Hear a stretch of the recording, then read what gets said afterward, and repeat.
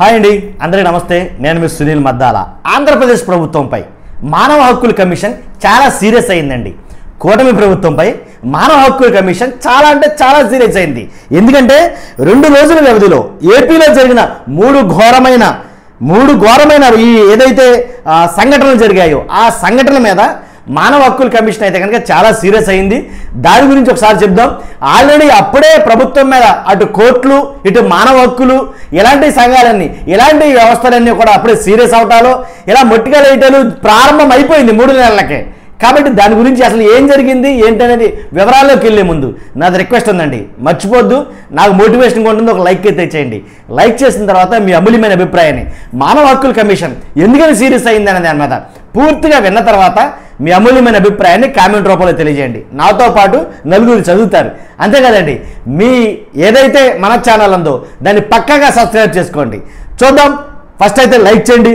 ఆంధ్రప్రదేశ్ ప్రభుత్వంపై ఎన్హెచ్ఆర్సీ ఏదైతే ఎన్హెచ్ఆర్సీ మానవ హక్కుల కమిషన్ ఉందో సీరియస్ అయింది. ఎందుకని?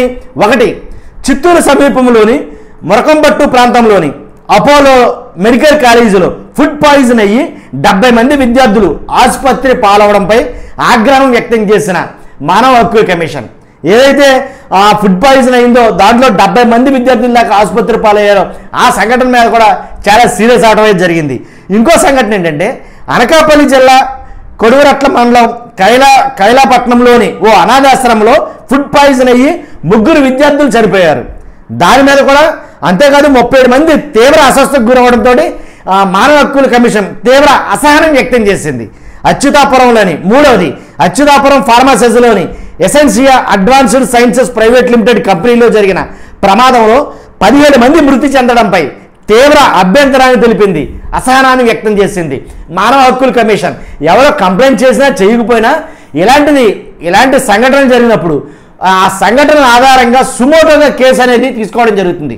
సుమోటోగా కేసు తీసుకొని ఏదైతే తగినటువంటి ప్రభుత్వం ఉందో ఆ ప్రభుత్వానికి ఒక నోటీసులు అయితే కనుక జారీ చేయడం జరుగుతుంది అనమాట. కాబట్టి ఇందులో భాగంగా సిఎస్ డీజీపీలకు నోటీసులు జారీ చేసింది. 2 వారాల్లో పూర్తి నివేదిక ఇవ్వాలని ప్రభుత్వానికి ఆదేశించింది.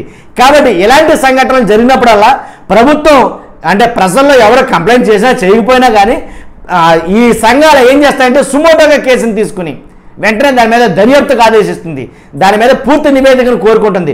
కాబట్టి నివేదిక వచ్చిన తర్వాత ప్రభుత్వం తప్పు ఉంటే కనుక ఖచ్చితంగా పనిష్మెంట్ అనేది ఉంటుంది దానికి తగ్గట్టుగా.